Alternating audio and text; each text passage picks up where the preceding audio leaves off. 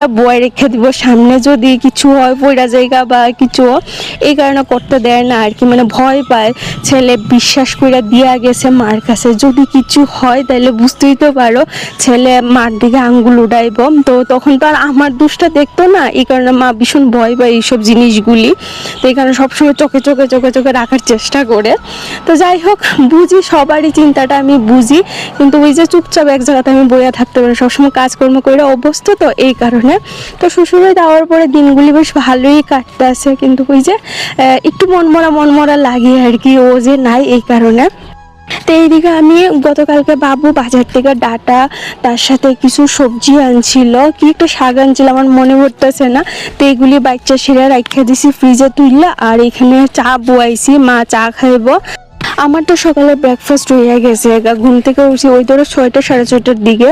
তারপর যেগুলি আমার আর্লি মর্নিং ব্রেকফাস্ট থাকে সেগুলি খাইলাম, জল থেকে শুরু করে চিয়া সিড, কাজু বাদাম, কিশমিশ যা কিছু আছে সব কিছু খাইছি। কিন্তু ওই যে হেভি ব্রেকফাস্টটা করা হয়েছে না। তো গতকালকে বাবু আমার লাগে এখানে চিরা ভাজা আনছে, যেহেতু আমি চিরা ভাজাটা একটু বেশি পছন্দ করি, এখানে চিরা ভাজাটা আনছে। আবার বেশি খাইতে পারি না, গ্যাসের সমস্যা হয়ে যায়, যেটাই খাই একটা লিমিটের মধ্যে খাইতে লাগে, বা অল্প অল্প করে একটু পরে পরে খাই আর কি, যাতে গ্যাসের সমস্যা নাও। তো এইদিকে মা চিরাটা ভালো করে পরিষ্কার করে রাখতেছে কৌটা ঢুকাই, আর এদিকে আমি তো চা বানিয়ে দিলাম, দেখতেই পাইলাম। তো এদিকে শাশুড়ি বউ গল্প করতে করতে সকালে ব্রেকফাস্টটা করে নিয়েছি। তারপর এদিকে বললাম একটু খিচুড়ি, মা কোথাছে রান্না হইতেছে তো একটু দেরি হবে, তুমি একটু খিচুড়ি করো, আমিও খাবো তুমিও খাইবা, একলা খাইতে ভালো লাগে না। তো যে মা যেহেতু বসে খাইবো এই কারণে করলাম একটু বেশি করে। তো একটু ঝাল ঝাল করে সে আজকে খিচুড়ি করছে, এই যে আলু মিষ্টি কুমড়া দিয়ে সেরা।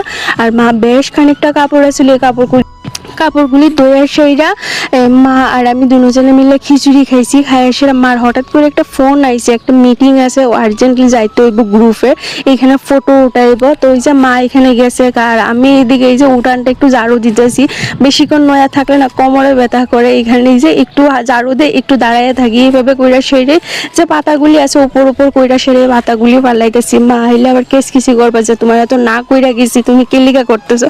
কিন্তু ওই যে চোখের সামনে জিনিসটা এইভাবে এলোমেলো হয়ে রয়েছে বা নোংরা হয়ে রয়েছে, দীক্ষা যে বইয়া থাকবো এইরকম মানুষ আমি না, বা এইরকম মেন্টালিটি আমার না। তো যাই হোক, এদিকে আমি উঠানটা ঝাড়ু দিয়ে সেরা মা আইতে আইতে ঘরটাও মুচ্ছান নিতে আসছি। তারপর দুপুরে রান্না বাড়া হইব। আমি তো ওইখানে থাকলে সকালবেলা সমস্ত কাজ বাজ কইরা তারপরে রান্নাটা বই, বা অনেকদিন ধরো তাড়াতাড়িও রান্না বান্না কইরা নিই, তারপরে ঘরের কাজ করি। তো আমার শাশুড়ি মাও ঠিক এই রকমের, সকালবেলা জল উঠানির থেকে শুরু করে ঘরে বাইরে যা কাজকর্ম থাকে সব কিছু সাইরা স্নান পূজা দিয়া তারপরে রান্না করে। আমি যেমন ওইখানে একা একা থাকি, আমার শাশুড়ি মাও কিন্তু সারাক্ষণ এই যে